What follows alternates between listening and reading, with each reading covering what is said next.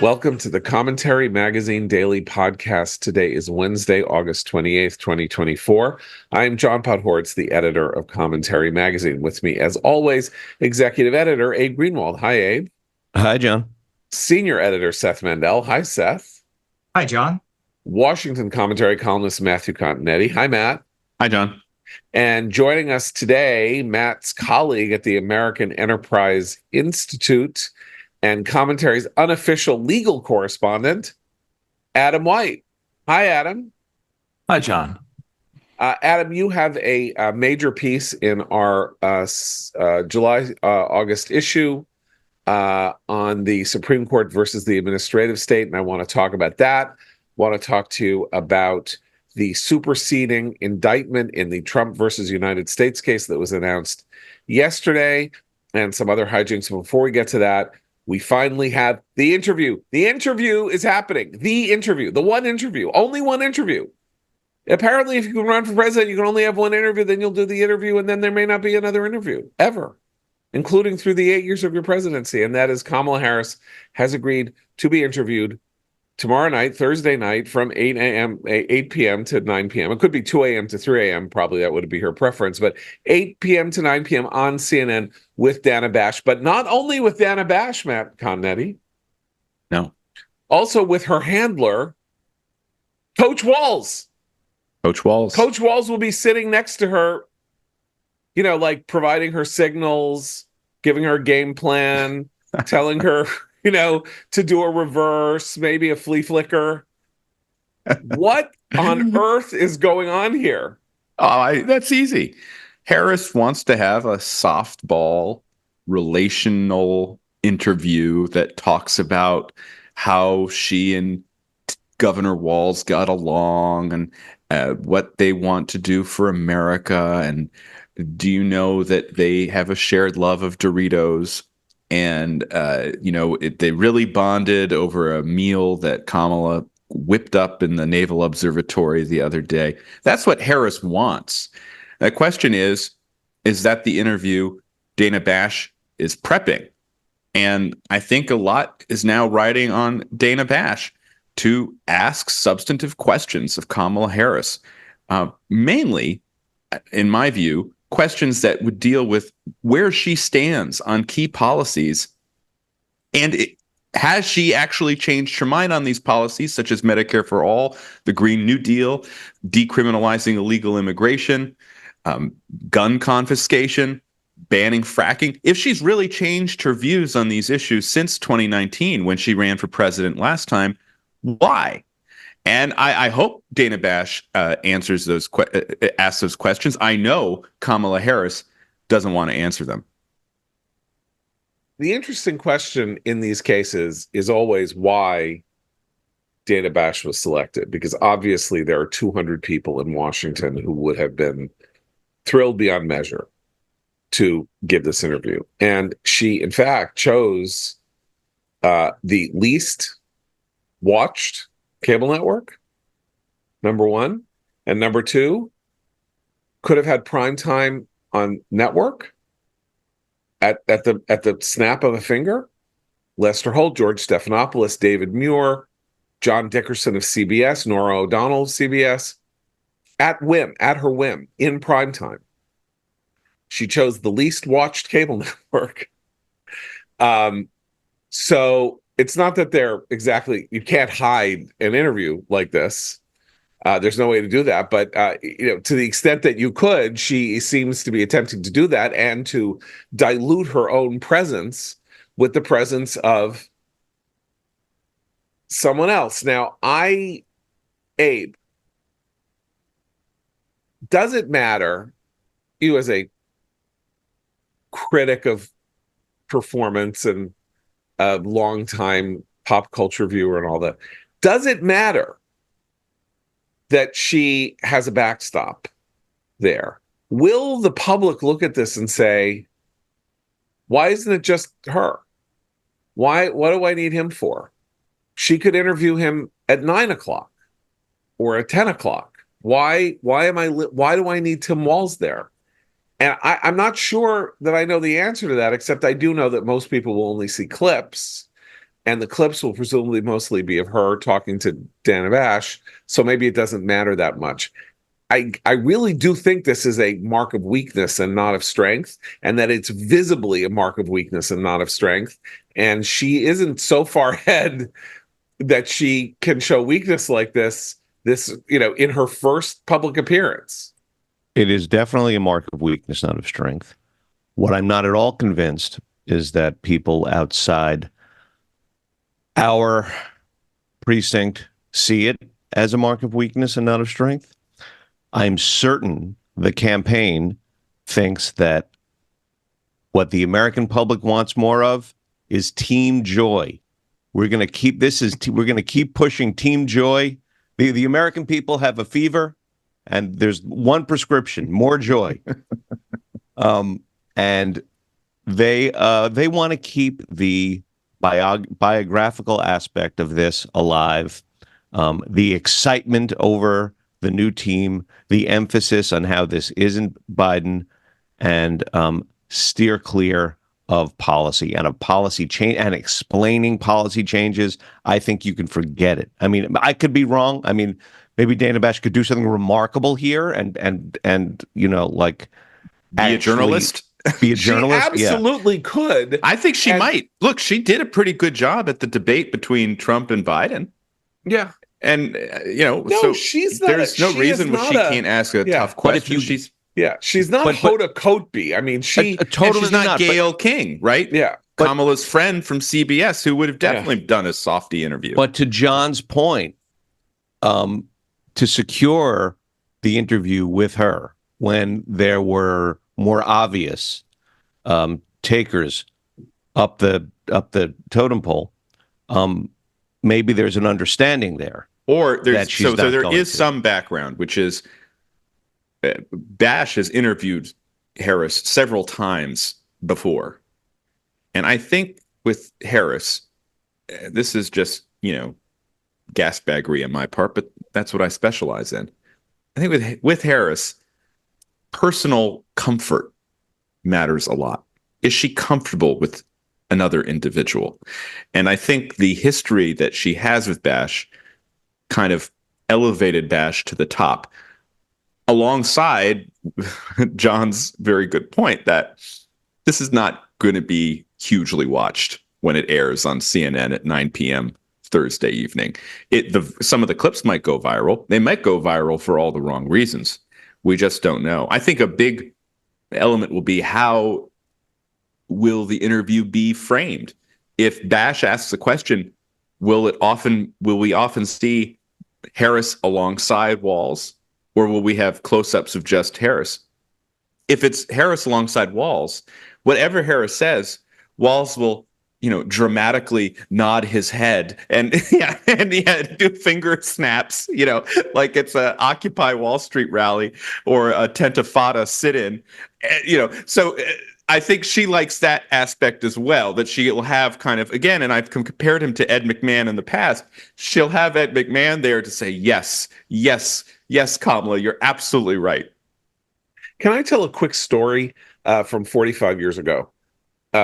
It's a story about Pat Moynihan, who's a close friend of my family's. Pat Moynihan was senator from New York.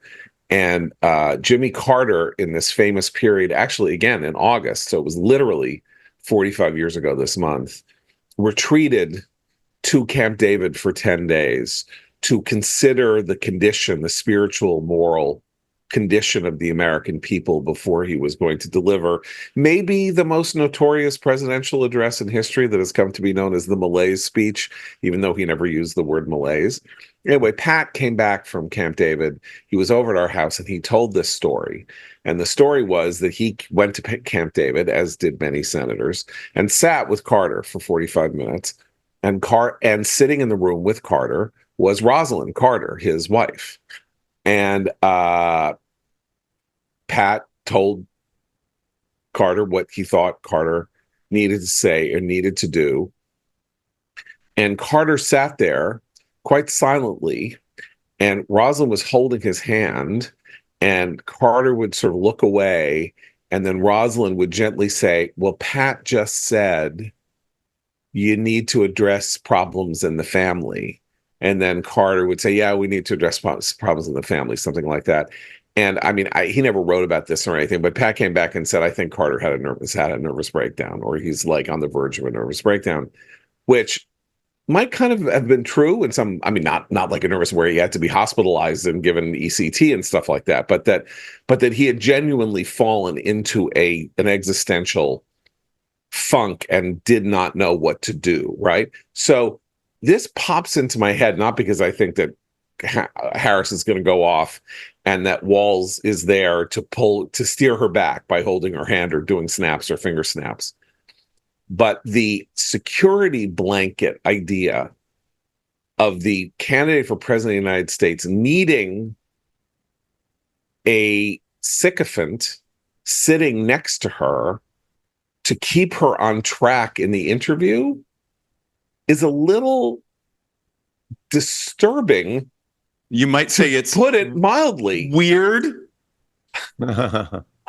Seth, again, you as a longtime watcher, I mean, I'm not sure. Obviously, candidates do join interviews. Like Clinton and Gore did join interviews the first week that they were together because they were trying to send a very specific message, which is, I'm Bill Clinton. This is Al Gore. We think exactly the same thing. I haven't actually gone and, tried to make an ideological alliance across my party, and I'm going to like soft pedal my moderation. I am Mr. Moderate. Here's Mr. Moderate too. He is my clone. We are the same person. You can vote for us. We're in the middle.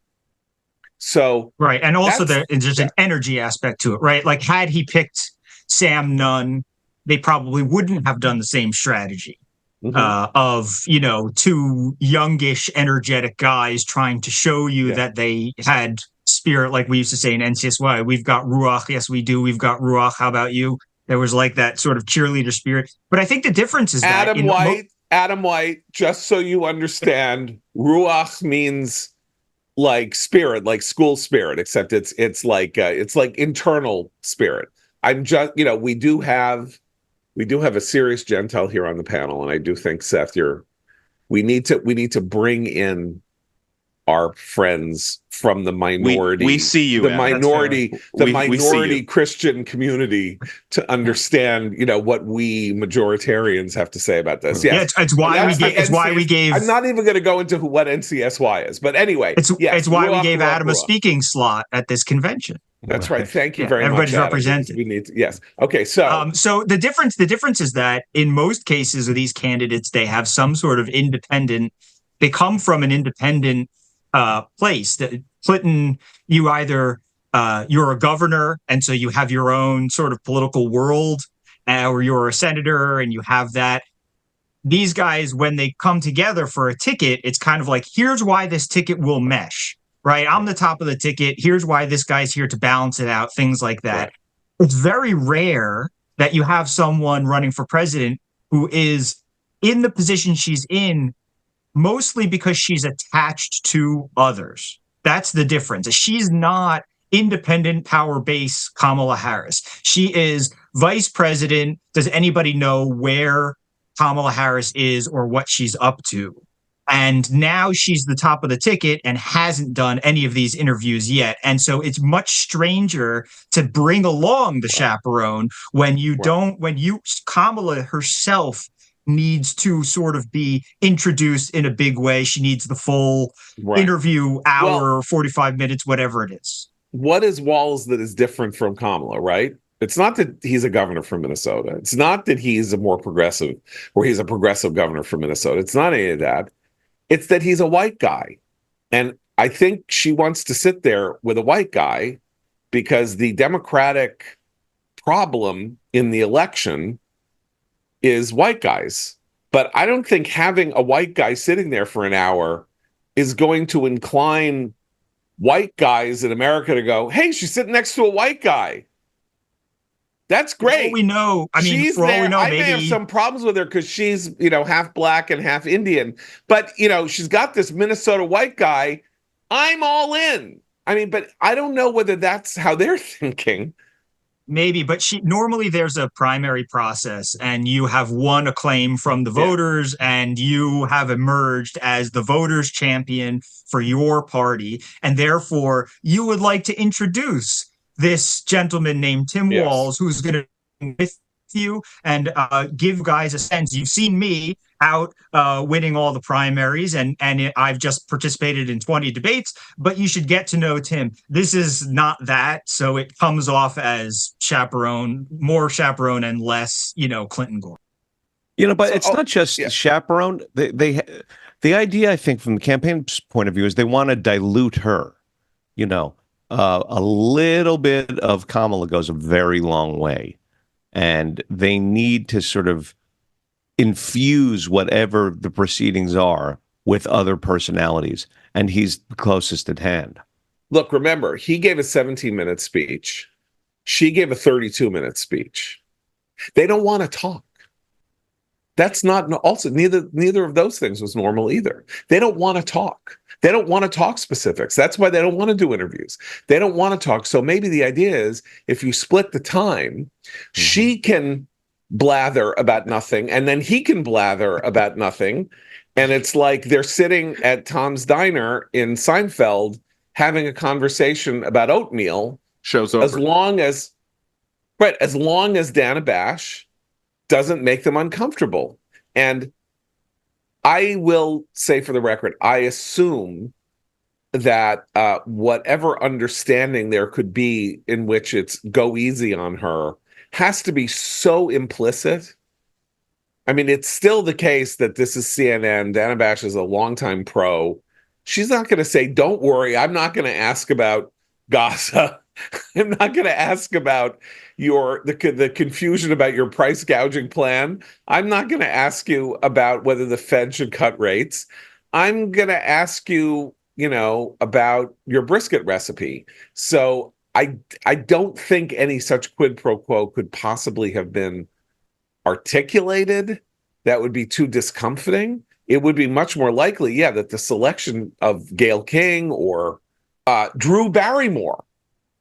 She could have gone on the Drew Barrymore show and had Drew Barrymore ask her if she would be Kamala again. Whatever. She decided not to do that, and then thought, I think, or they think, better to have less time by having another interlocutor so that the hour is split up and that, it's not just a relentless focus on her, which, again, I think is a sign of weakness. Maybe it doesn't matter. Maybe the public won't respond to it. And we are going to get her. The things that are going to go out to 50 million people are going to be her answers, not Tim Walz's answers. What happens on this, the Friday morning shows and the stuff that is cut for CNN, for like NPR's headlines and news radio's headlines, if there is news radio, that kind of thing. So it's just an interesting thing to watch for. And Dana Bash will be torn in two ways. I think one of which is she wants to show that she's a professional and that she is doing the same job she's always done.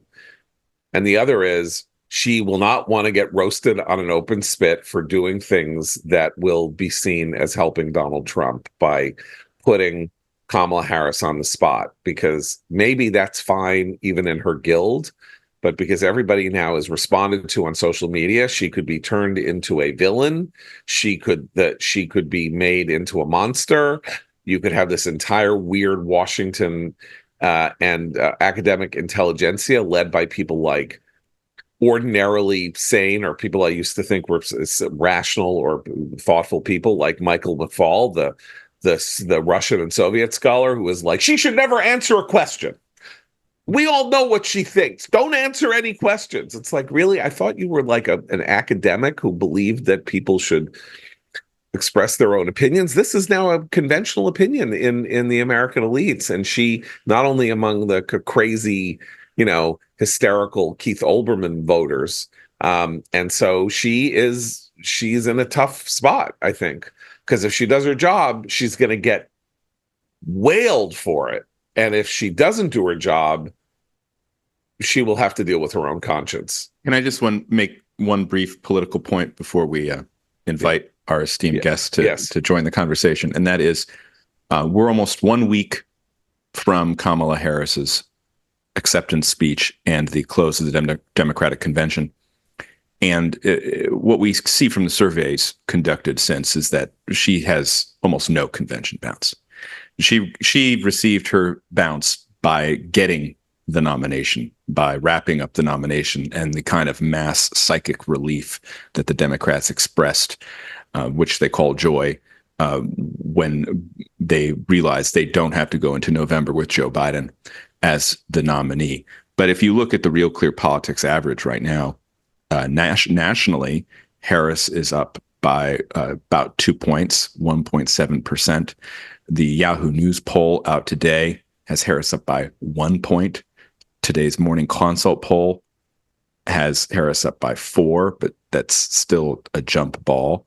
And then in the battlegrounds, it's even closer. So the challenge for Harris, as Abe was saying, is trying to reignite the joy and to sustain whatever momentum she has. But what we're seeing right now is even that, it still gives us a race that is a toss-up. There is a race. That is the point. And there was no way for there not to be a race. And I think this idea that she could have a convention bounce when the overall polling shifted about 6 or 7 points from where Biden was before he dropped out. That's a pretty big shift in a month in a country that's pretty evenly divided. Yeah, and she got it, and in some sense they deserved it, or she deserved it, because what happened was the party came back to life. The party was like, there was what's called partisan non-response bias. People were so depressed, even if they were going to vote Democratic, they got called by pollsters, they didn't answer the phone. So there were fewer of them answering the phone in the Democratic contingents if you looked at those bottom line numbers of who was a Democrat and who was a Republican in the overall polling data. And so Democrats are now fine with the ticket and with going forward. And that's a very, so one should not underestimate what happened in that period, and also not underestimate the fact that she didn't degrade it in some fashion with the convention and with her performance, which also could have happened. But now we're just back to, it's the beginning of the second half of the basketball game, and it's 59-58, or it's, and like anything can happen from here until November. And I want to talk about what might happen between here and November with Adam White. But before I do that, I want to talk to you guys about Quince. Do you ever open your closet and think, why did I buy that? I know my wife does, but looking at my closet, but I haven't, my wife has, but since shopping with Quince, I see fewer misses and more hits. I'll be wearing season after season, and this is true. Quince allowed me to pick a shirt out, linen shirt that I bought from them, and it's now like my favorite summer shirt, and it's olive green. It's fantastic. Quince has all the seasonal must-haves, like 100% European linen shirts from $30. That's the one I got. Performance polos, versatile activewear. The best part, all Quince items are priced 50 to 80% less than similar brands. By partnering directly with top factories, Quince cuts out the cost of the middleman and passes the savings directly on to us. So fill your closet with timeless pieces you'll be wearing for summers to come with Quince. Go to quince.com/commentary for free shipping on your order and 365-day returns. That's QUINCE.com/commentary to get free shipping and 365-day returns. Quince.com/commentary. Adam White, our friend, our legal analyst, our colleague, one of our favorite people, you are here today to talk to us as we begin with the fact that Jack Smith, the special prosecutor, both in the case in Washington involving January 6th and the case in Florida involving the mishandled classified documents at Mar-a-Lago. Jack Smith has made 2 moves this week, one less significant, one more significant. One move, maybe less significant, was appealing the decision by Judge Eileen Cannon in Florida to throw out the entire case on the grounds that his appointment as special prosecutor is unconstitutional because he was not appointed by the president or confirmed by Congress, and therefore has no legal standing to be bringing these cases. That's one case.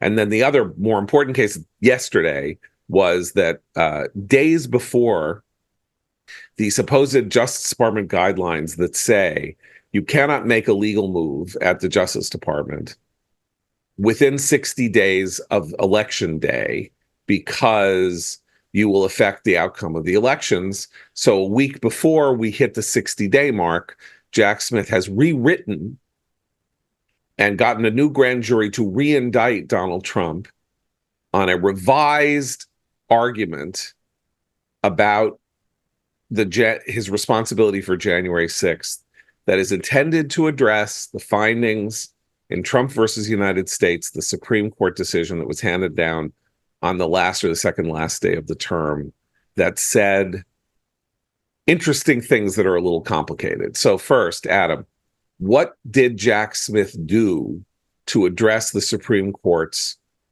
concerns that the Supreme Court sent the case back to the judge, Tanya Chutkan, and said, you better go through this with a fine-tooth comb and make sure that nothing that we say the president has immunity for is in here, because you're out of there. We're going to dismiss the case. And Smith said, no, Tanya, I'll do it for you. You don't have to do a thing. Here's a new indictment that should help you and address this matter. Right?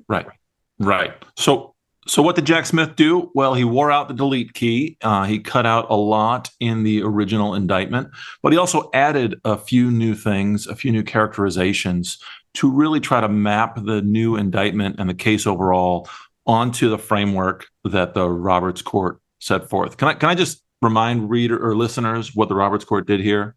Right. So in the case Trump versus United States, the Supreme Court says, yes, presidents still have immunity against criminal prosecution, at least for their core exclusive constitutional powers. That's the kind of thing that Congress just can't touch. The president's relationship to, especially to his key advisors and cabinet officials. For those sorts of things, the president has total immunity. He can't be prosecuted for them. At the other end of the spectrum is the president's unofficial acts, the things that he's doing as a private citizen, say as a candidate for office.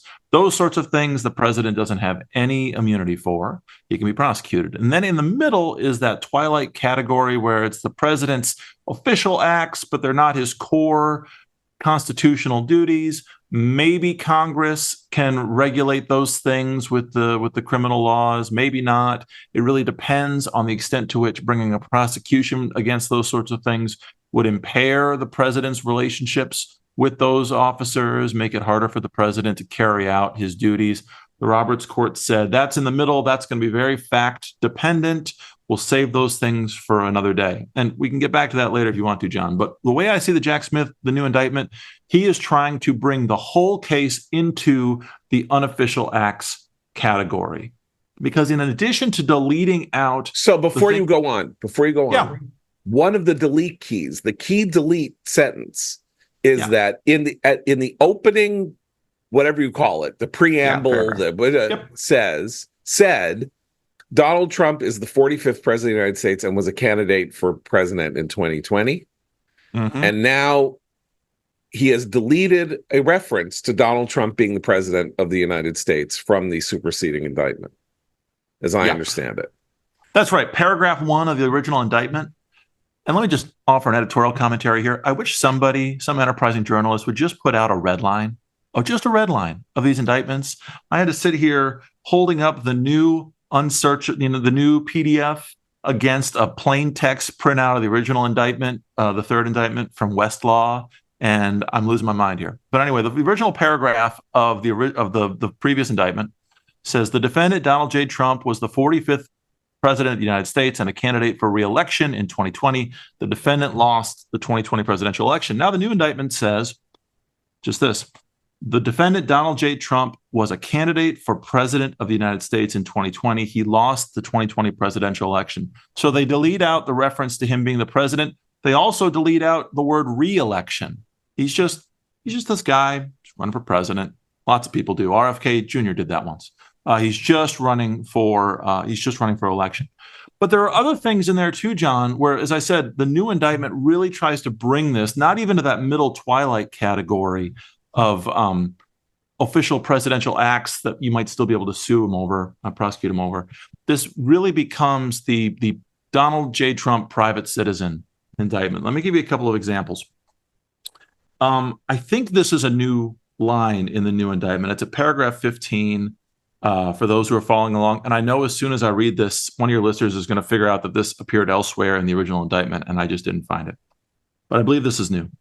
Early in the indictment, where Smith is describing Trump's rally on the morning of January 6th, it says that morning the defendant gave a campaign speech at a privately funded, privately organized political rally held on the Ellipse in Washington, D.C. I think that sentence is new. And so what you see is not only have they excised out everything about President Trump's discussions with the Justice Department, with the White House, they frame this event, which, and I think it's accurate, by the way, frame it as a privately funded campaign speech, not the president in his official capacity doing anything. Here's one more example, and then I'll let you. Let me interrupt you for a second, because you mentioned something, but we didn't spell it out in the first place. The main deletion in the superseding indictment is the section that involved the idea that Trump's consultations with the Justice Department on having the Justice Department intervene in questions involving the fairness of the counting at the state level. Yeah. That's all gone. So that was taken out on the grounds that the Supreme Court opinion basically said or implied, what do you mean the president can't consult with the Justice Department? Right. Are you crazy? Of course he could consult with the Justice Department. It's not. Talking to the Justice Department is something the president should be doing, and that we in the courts have no business interfering with. He is allowed to do that. So rather than question that or say, well, he did this part of it was public and that part of it was private or something, they just said, we're not even going to go there. That's the thing that's out, right? But okay, so. Not just that, you mentioned when you teed this up that there's this new indictment comes from a new grand jury. As I understand it, and this is, I think, reported in the New York Times by Charlie Savage, you go to a new grand jury so that the Trump and his lawyers can't argue that even though the material was deleted from the indictment, the grand jury really indicted because they had heard that evidence about Trump's interactions in the White House and with the Justice Department. Having a new grand jury indict just on what's in this new indictment erases the argument that the new indictment they were tainted, that they were tainted by the thing that the Supreme Court said Jack Smith could not be indicting him on, because obviously any communication between the person sitting in the Oval Office and the person sitting on Ninth and Constitution or whatever at the Justice Department, that he can't do that. Yeah, that's right. Can I offer one more little example of where Smith didn't just hit the delete key, but he and his team added some things. So when it gets to the part of the indictment, and this is for folks who are playing along at home, paragraph 67, where the indictment introduces Trump's pressure on Vice President Pence in the counting and opening of the electoral votes in Congress. Here's what I think is a new sentence. After Smith says, and this is old, the defendant sought to enlist the vice president to assist in the plan to use his role as president of the Senate, Pence, to fraudulently alter the election results. Here's the new sentence. The defendant, Trump, had no official responsibilities related to the certification proceeding, but he did have a personal interest as a candidate in being named the winner of the election. I think that's an interesting, an important way to frame it here. The indictment already had made clear what Pence is doing here is not as Trump's running mate. It's not as his vice president in the executive branch. It's in his capacity as president of the Senate. The boss of the Senate, he's not working for Trump here. It's separate. Trump's relationship to him here now, as this new sentence says, it has nothing to do with Trump's official responsibilities. It's just candidate Trump personally wanting to win the election. So again, trying to make explicit what might have been implicit in the previous indictment, that this is just Trump, private citizen, trying to interfere with the workings of the Senate. These So are some fine lines that Jack Smith is drawing in this indictment, and you haven't talked to Adam about the fake elector scheme, Right. Which seems to me to be maybe the strongest case he has to say that this was totally private non-official conduct. The Yes. attempted organization of false slates of electors that could then be used to keep Trump in office. But otherwise, I mean, a lot of this, I think, is really slicing the salami pretty thin. Well, yeah, and I'd add, Matt, my recollection of when the previous indictment came out in August of 2023, it was that what Trump was doing from the White House with the Justice Department, that had been the biggest red alarms around what Trump had done. And I think, and the public, to the extent the public was aghast at what had happened, they should have been aghast at Trump trying to weaponize the Justice Department and the White House for his reelection. Ironically, that's the thing that the indictment can't be about now. So now the indictment really does put front and center Trump's interactions with the state legislators, with the governors, Trump reaching out and his lawyers reaching out to the states to gin up false slates of electors out of those states. Because, by the way, the other case the Supreme Court decided, the Fisher case, which was the obstruction of an official proceeding case, where the Roberts Court with Justice Jackson said that statute about, the criminal statute against obstructing an official proceeding, that has to be read narrowly to focus not just on protests or the things that people say outside the Capitol on January 6th, but actually trying to tamper with records or other physical evidence. It was being used in the. It was part of the Sarbanes-Oxley law, right? Right. The financial crisis law had nothing, right. So which was not unrelated to protests, right? Right, but what the Smith indictment really is doing here is focusing on those false slates of electors. Right, it's making it a conspiracy to change the evidence case. But he also maintains the obstruction of an official proceeding charge, which I think is interesting. And what my understanding is that he may think he has a shot of getting that charge through because of Justice Jackson's dissent in. Was it a dissent or a concurrence, actually? How did she vote? Concurrence. She was in the majority. Yeah, it was right. So she had a line in her concurrence that said, well, this might be actually an official proceeding that applies to the law. The court itself split in complicated ways. So Jackson, in some sense, joined the you guys may be going too far camp, while Amy Coney Barrett said, no, we may be going too far in the way we're handling it. I mean, I can't even. Yep. I just want to share with you a passage from our friend Andy McCarthy's analysis of what happened yesterday. So just to make it clear, this thing that you said is the president pressuring Pence falls in the category of a private citizen trying to work his will over the president of the Senate and not the vice president. So in this interaction, Trump is not the president, but Pence is the president of the Senate.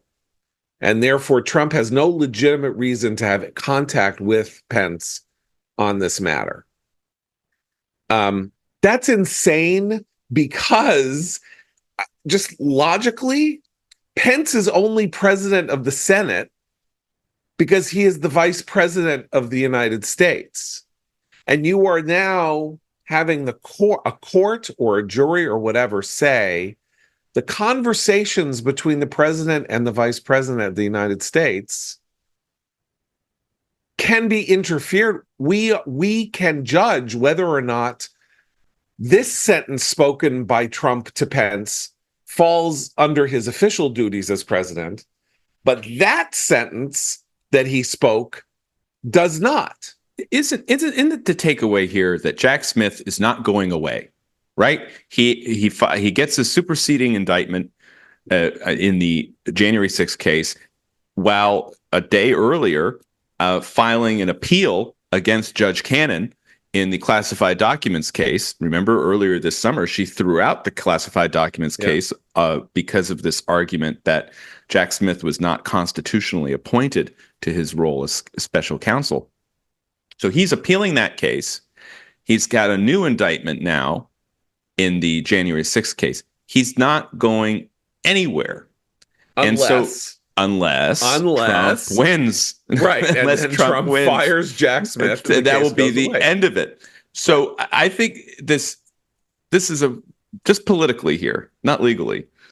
It's a very weird moment because there's no evidence. It's our favorite word now, weird. Like everything is weird. I've been using this single thing is weird now.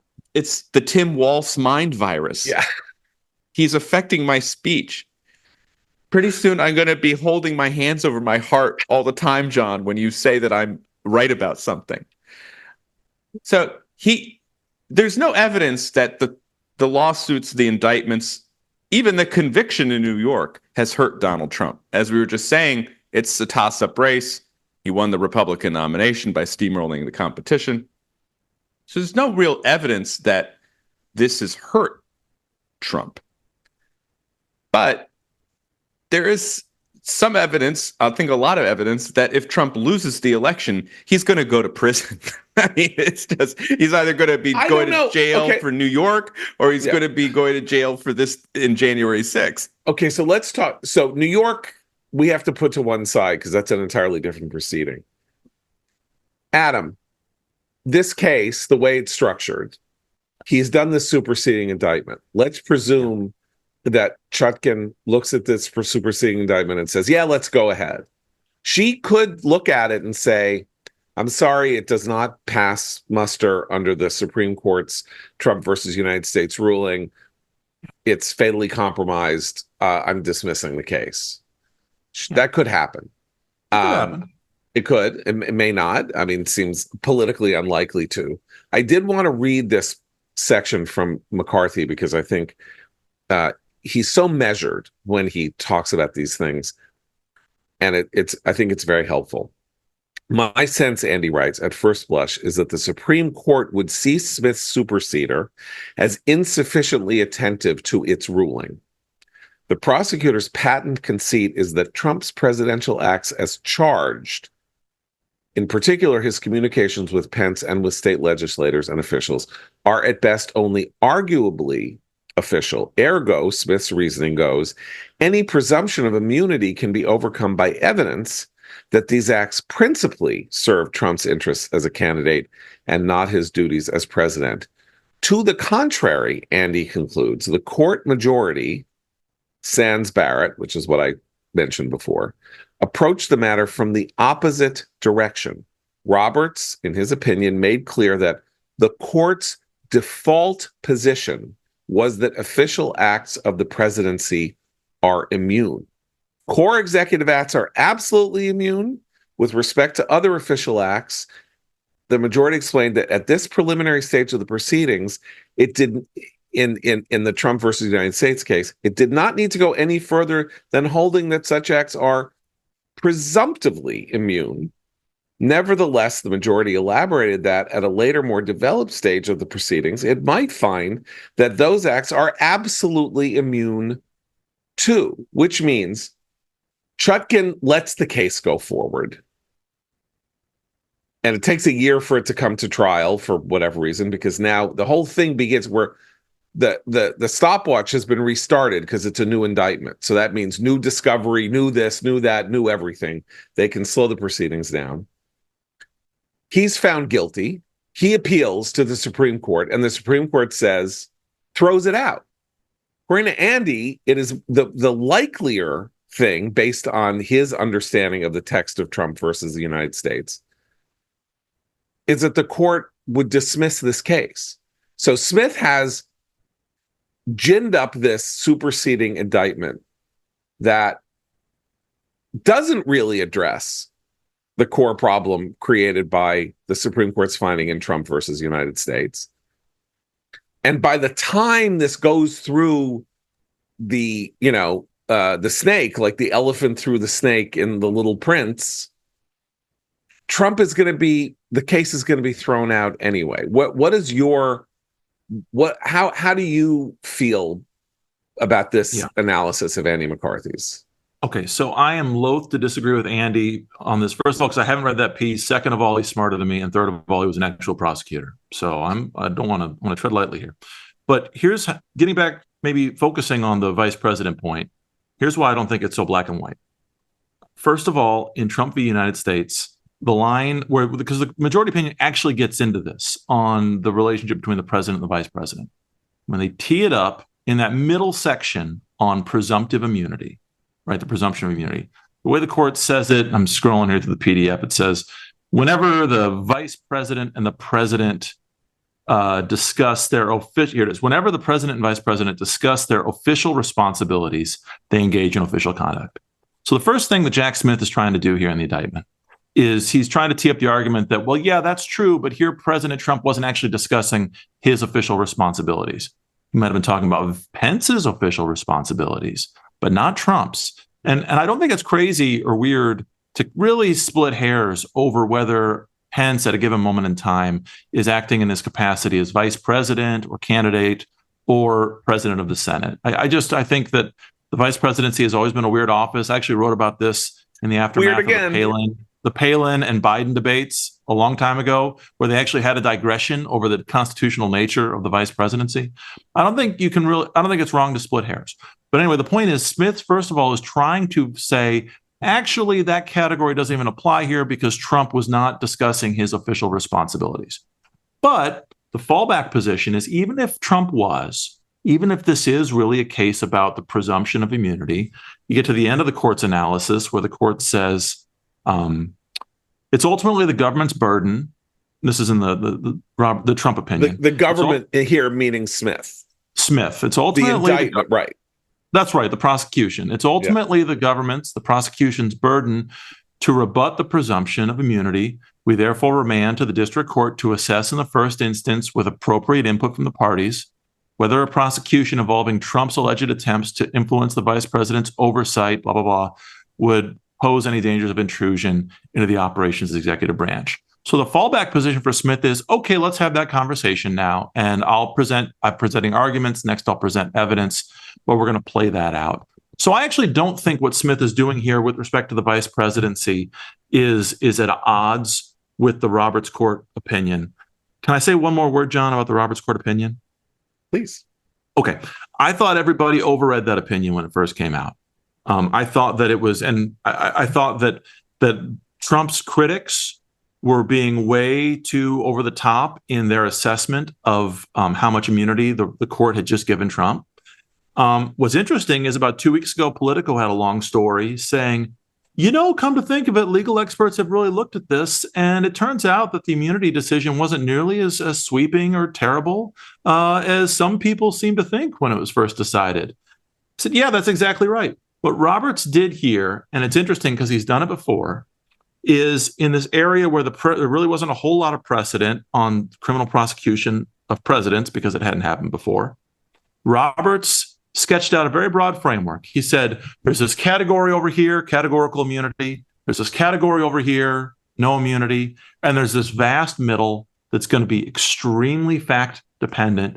And we're not going to decide any of that now. And we're going to leave it to the district courts. And that really jumped out at me because he's done that twice before. I've not written this up anywhere. I keep meaning to. He's done this twice before. He did this in the congressional subpoena case. When Trump was president, there's a Supreme Court case over whether Congress could subpoena Trump's bank records. Roberts did the same thing. He said, yeah, sure, of course, Congress has this power. That big time. They can't do it for the wrong reasons, right? They have to have a legitimate legislative purpose. Okay. So there's going to be this vast middle where we're going to have to let the district courts actually parse out what Congress's purpose is. And oh, by the way, when that case was decided, Trump's critics said, oh, look at this. Congress has total power to subpoena the president. And then people backed up and said, oh, actually, it's a lot messier. The same thing happened a third time. It happened in the fight over what we call the independent state legislature theory, this case about redistricting and maybe a little bit about presidential elections, where the Roberts Court said, of course, state judges have the power to interpret state election laws, even though state legislatures have the main authority in drawing district lines. Of course, the state judges have a lot of power here. But the state legislatures have important power too, and we can't let the state judges do the wrong things for the wrong reasons. So we're going to have this vast middle set of cases where there's going to be a lot of facts, and the federal district courts are just going to have to tease this out on a fact basis. It's the third time Roberts has now done this with the Trump case.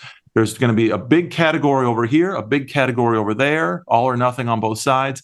But mostly in the middle, it's going to be a lot of messy facts. And now we're seeing that play out first with this new indictment. One final point that I got to read in that. First of all, I take your point about the vice president's role. I still say that definitionally, it is very difficult. I understand that he has a specific responsibility as president of the Senate, but he only has that responsibility as president of the Senate because he is the vice president. The idea that he has this weird independent standing in this one area in which the president can have no malign influence on him is, I don't know, logically, philosophically, epistemologically, it's very difficult to split the baby here. I mean, you can, because that's what sophistry is about, is figuring out ways to split a baby. But it is still the case that he exists in this role because he was chosen to serve on a ticket with this other guy. He wasn't, unlike the first elections in the United States, or the first election where the vice president was the person who got the second most number of votes and therefore might be said to have an independent political standing apart from the president. Vice president is elected by no one. I mean, he's elected by everybody and by nobody at the same time, and is there at the sufferance of the president, who in theory, I think, can fire him. I believe he can't fire him. Okay, I'm wrong. He can't fire him. Okay, that was a stupid thing to say. And he does have an office in the White House. I'm not even going to have Abe edit that out, because you should know that I can say incredibly. May I revise my remarks just briefly? Just because say I'm stupid, because Well, is that what you want to do? Go ahead. Say. No. All I'm saying is, I said earlier that if Trump loses the election, even though there won't be a trial before Election Day, I said that if Trump loses the election, he's going to jail. I was inaccurate. What I meant to say is, if there won't be any trials before Election Day, but if Trump loses the election, Jack Smith will not stop trying to put Trump in jail, forever. And we have to remember that on September 18th of this year, unless Mershon sees reason, which I think would be fair, but not that I think he's fair. This is the judge in the New York, the 34, convictions case. Trump could be sentenced to jail in the middle of this election season. Judge Mershon could I don't know if he can immediately remand him to. I don't know what happens then. Seems like, that would be psychotic of him and every Democrat. Like, I don't know, but that is coming and has nothing to do with any of this whatsoever. And we haven't even talked about the Georgia case, which I don't know where the hell that is. That case is dead. I mean, well, it's dead because the prosecutor is herself in a world of confused trouble. She charged it as a RICO, and the previous RICO she charged took years and years to come to trial. Right, with 19 defendants. And exactly. Stuff like that. I think that's gone. The classified documents is up in the air. But really, what it comes down to is, if Trump wins, it's not just a Trump 2.0.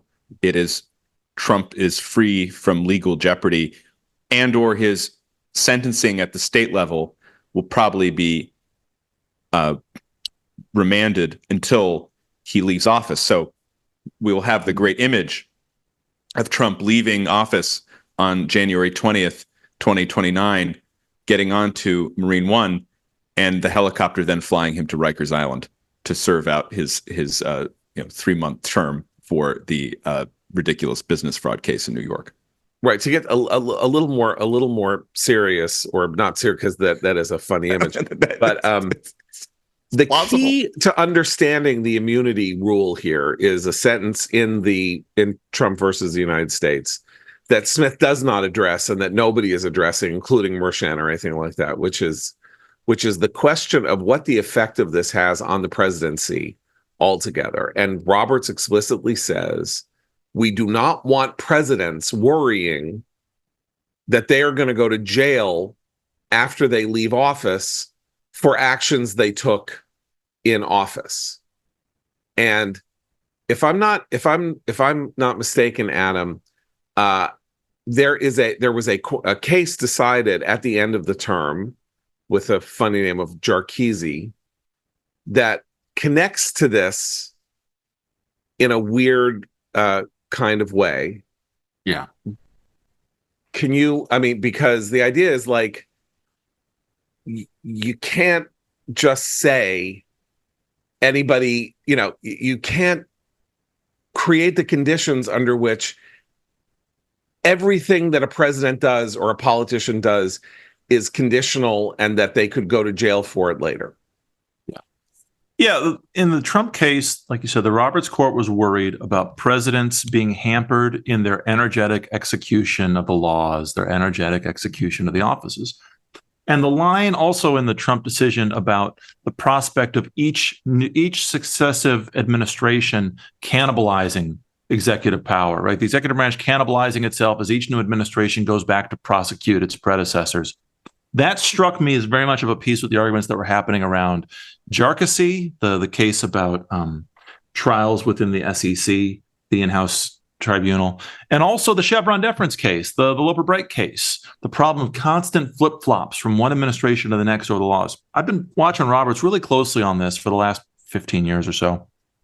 And I alluded to this, I think, in pieces I wrote over the years for commentary, that Roberts, one of his two key issues after the affirmative action issues was the administrative state, and specifically his worry about the executive branch and administration becoming completely chaotic, completely unsteady, wild flip-flops from one administration to the next, such that nobody really knows what the law means because everything is up for grabs every 4 years. Roberts, at oral argument, I used to keep notes on this. He used to needle Justice Department lawyers about their flip-flops.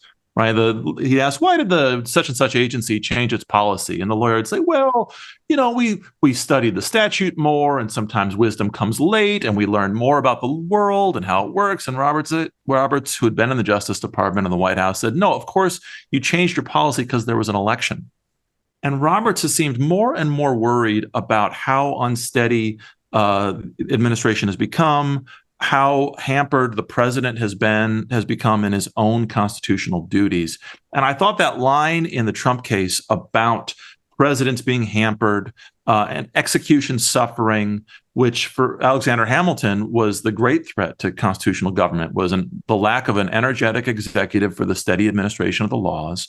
Roberts, he seems to have completely gravitated towards that in his opinions. And so I see the Trump case as very much of a piece with the Chevron deference case and the Jarkissi case. Go ahead. Okay, I just want to point out, I misspoke because I was thinking not of the Jarkissi case, but of this other case you write about at the end of your brilliant piece of the Supreme Court versus the administrative state, which is FDA versus Alliance for Hippocratic Medicine. And you quote a sentence from the decision, which was by Brett Kavanaugh. Article 3 does not contemplate a system where 330 million citizens can come to federal court whenever they believe the government is acting contrary to the Constitution or other federal law. If you think about this sentence, it actually has this broad, which is, we are heading toward a world in which any individual person can claim standing to say the president should be thrown in jail. And that's the ultimate. This is just the idea that this is not how the system can work. The country will destroy itself if anybody can go to the courts about anything, and that this is the ultimate version of that, or the highest level version of that, which is President of the United States, who believes, though I think we all agree he probably really didn't think this, that the election was stolen, spends 60 days trying to see what remedy he can find before he has to exit the office. And so that's the most extreme case. But you could sue Joe Biden for sending aid to Gaza because the International Criminal Court says that this is a war crime, and Joe Biden's participating. He's a war criminal, and blah blah blah blah blah. Like that. If there is no limiting principle on these efforts to use the courts as a political tool, we will not be able to run a government anywhere in the country, from the state level to from the local neighborhood to the presidency. Yeah, we have a constitution where Congress makes the laws and the president enforces them. But now we live in a strange world where the president makes the laws and then everybody sues to change how they're enforced.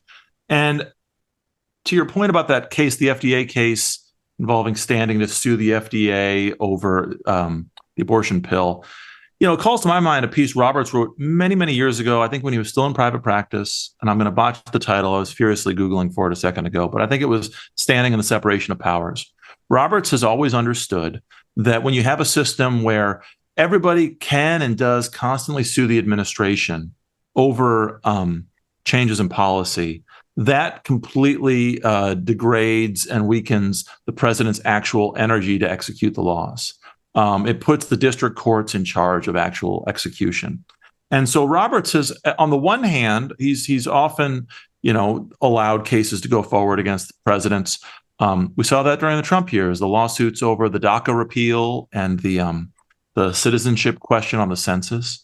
Roberts is pretty persnickety about standing to challenge executive action, because he's always seen it as these lawsuits as a risk of really undermining the constitutional structure that puts the president in charge of an energetic execution of the laws.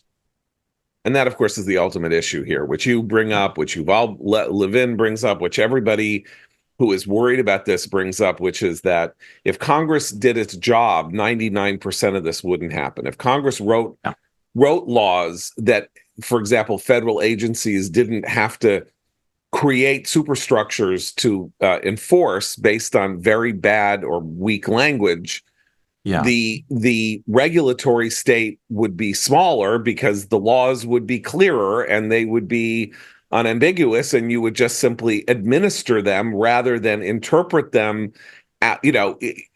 twist them into pretzels so that they conform with your ideological priors. Yeah. The through line, the piece that I wrote for you, the through line of it is you got to pan back from the Trump case, the Loper-Bright case, the Jarkissi case. They're all important, but it's even more important to pan back and look that over the last 15 years, the Roberts Court, really with Roberts at the center of it, has time and time again tried to find ways to limit the president's discretion, right? To limit the scope of his policymaking discretion, but increase his energy in actually executing the laws. These decisions make the president a worse legislator, but a better executive.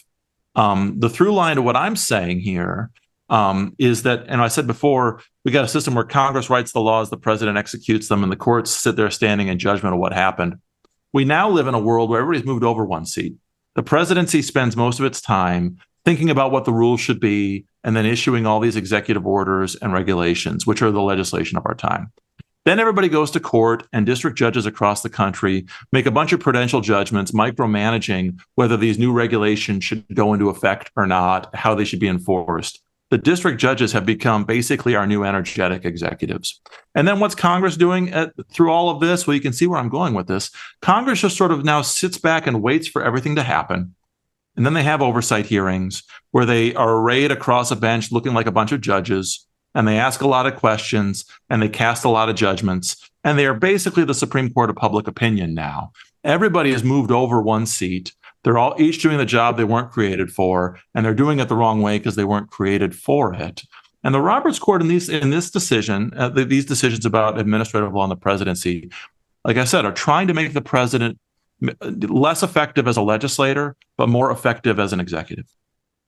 And I think if Kamala Harris wins the presidency, she will thank the Roberts Court for making it more difficult for actors like the Democrats who went after Trump for 4 years to go after her. Maybe that's not fair. Maybe they deserve to get, the tar kicked out of them the way Trump got the tar kicked out of him, just to make everything even. But this is no way to run a country. And simply put, this line that Democrats are proffering after the Trump versus United States thing came out, that the president was being made a dictator, is so psychotic that it is, it's beyond belief, in my humble opinion. Just before we go, Seth, I know we're running really long. Seth, amazing events yesterday in Israel. The rescue of a Bedouin hostage who had been in the tunnels for 300 days, apparently kept in such darkness that he had to do exercises each day to try to make out his hand in the dark to ensure that he had not gone blind. These are the conditions under which he was held. Israelis staged an intervention in Rafah, are in some tunnel. Turns out that there are guys who are guarding him, this hostage. And the minute they see the Israelis, they run in the other direction and they rescue Al-Qadi. Kind of an amazing story, because it wasn't a hostage rescue mission per se. And a hopeful sign, I think, that Hamas people in the tunnels are now so terrified of Israelis that you could have that battlefield effect, which is all you got to see is the Israeli helmet or the Israeli gun, and the Hamasniks, with no hope of actually prevailing, unless they are radical, like suicidists, are just going to vamoose. And if more of this could happen, more hostages could get rescued. That's part of it, I think, that the battlefield effect. But there's also the fact that essentially what happened yesterday is that the Hamas terrorists are having a lot of trouble talking to each other. They're having a lot of trouble communicating about where to go and where to be. And that is interfering with their ability to hold the hostages. And it's also interfering with their ability to have a plan for what to do if those IDF helmets do show up. Where you go, where you take the hostage, who you try to, guard first or whatever. So the priorities are all sort of out of whack for them, because their command structure is so depleted that they are, in some places, even in these important cities, essentially they're kind of these independent militias at this point. They're these underground militias having to make decisions for themselves. So one of the things that Israel's incursion has done is that it has really broken up Hamas's ability to communicate with each other. And that bodes well for the ability, first of all, to find every hostage you find can help you find other hostages, because he's telling them, this gentleman, Farhan Al-Qadi, he's Bedouin, he speaks fluent Arabic. He spoke Arabic with his captors, and he has lots of information through the months and months of those communications with his captors. But also those conversations become more and more relaxed as though his captors get more and more cut off from the kind of central brain. And they have to start acting on their own and thinking on their own, and that means that there are, this is the situation in other places too. Two main political points. Who said that going into Rafah would be an enormous and irretrievable mistake? Kamala Harris. She studied the maps. She looked at the maps. Yeah. And she concluded can't go in there.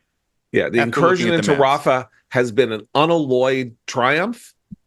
Very few people have been killed, certainly relative to the first 6 to 8 months of this incursion and this war, and the intelligence and the breaking of Hamas's back and soul, and the and the very effects that, Seth, you talked about. So thank God the Israelis did not listen to Kamala Harris. Number two, Israel staged. Sorry. Go ahead. Sorry. Well, I just want to add to one point to that small point. A lot of the way that this hostage is being freed, is being or being rescued, is being framed in the media is that it was by chance, because it wasn't actually a rescue operation. It's not by chance that the IDF was there. It was by it's by purpose and real determination in the face of what you're talking about. You can't. This is not by chance. They went to pick up some milk and eggs they went to pick up some milk and eggs in the tunnel underneath. No, they're going through those tunnels systematically to find out what is in those tunnels, and they are finding things, and we don't know what else they're finding.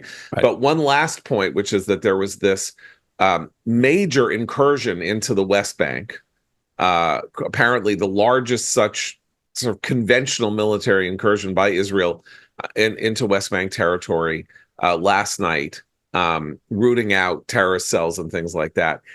And if I'm reading between the lines correctly, the intelligence that led Israel to make these moves, and by the way, Israel obviously becoming increasingly aggressive and listening less and less to America's, sort of importunings, even if America's importuning, because who knows where Joe Biden is or what he's saying and all of that, is that I think this intelligence came from Iran and not from the West Bank.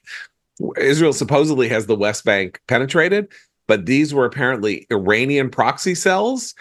And so we now have yet another example, if in fact they got some of this intelligence from Iran, of the unnerved nature inside Iran of what it is that Israel knows about what Iran is doing everywhere. And I'm going to go back to my analogy to the three-body problem, the Netflix show and the novel, where the key understanding of how the Earth's spirit is broken is that the alien civilization that comes to Earth has the capacity to know what everybody is thinking, and to therefore you can't even think about something without the aliens knowing it. Therefore, you cannot counteract them. You cannot strike against them. You cannot plot against them. There is nothing you can do. There are little bits of indications that Israel's almost, or is like halfway there with Iran. And God knows what that does if you're sitting in the mullah's, national security chambers, and you're looking around and you don't know who's talking to who or where they're listening, and do they have a bug, or do they, is it in my phone? Is it in the wall? Is it this? Is it Ahmed over here, or is it all three? And that is an inestimable geopolitical advantage that Israel seems to be gaining here that should not be gainsaid. There's two important points about the raid in the West Bank last night and what's happening. First is that the terrorist groups they're going after are Hamas, Palestinian Islamic Jihad, and the Al-Aqsa Martyrs Brigade, which has a complicated history not worth getting into now in the background. But Hamas and Palestinian Islamic Jihad are the two forces they're fighting in Gaza. So this is part of the wider, just as it is in South Lebanon, where Israel has eliminated Hamas commanders in South Lebanon, has eliminated Hamas commanders in the West Bank and Gaza. This is all connected. The second thing is that one of the cities where they've had to go back into is Jenin. Jenin in the West Bank is a city that the Palestinian Authority has essentially lost control of.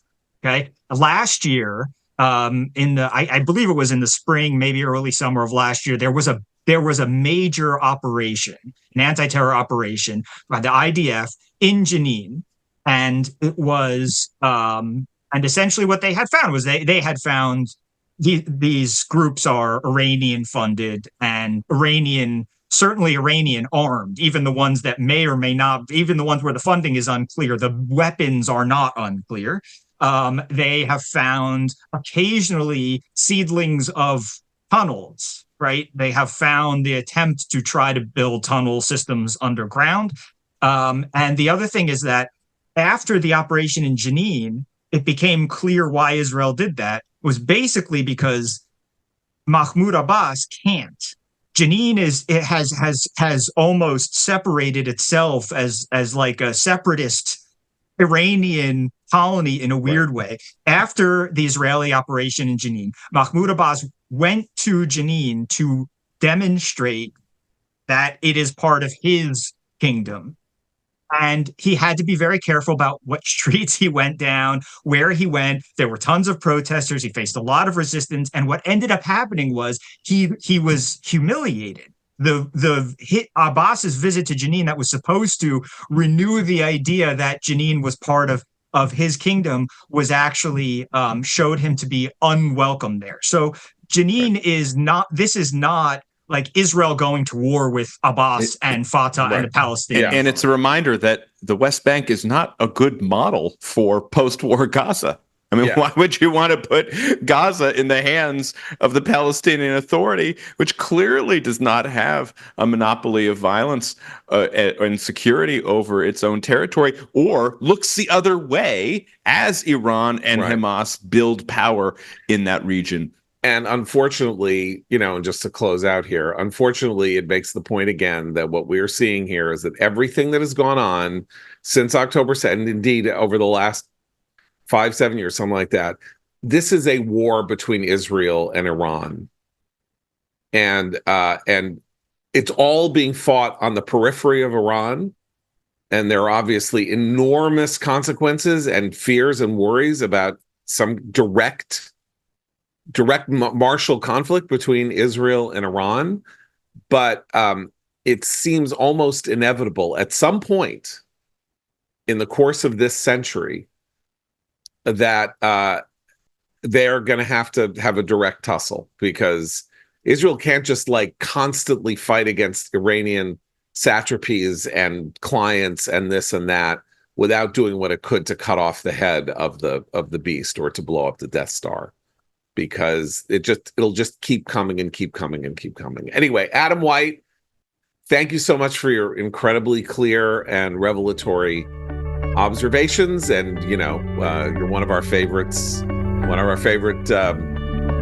commentator guest people, and we will have you back. And we're not going to do a recommendation today because we've gone on so long. So for Abe, Seth, and Matt, I'm John Podhoretz. Keep the candle burning.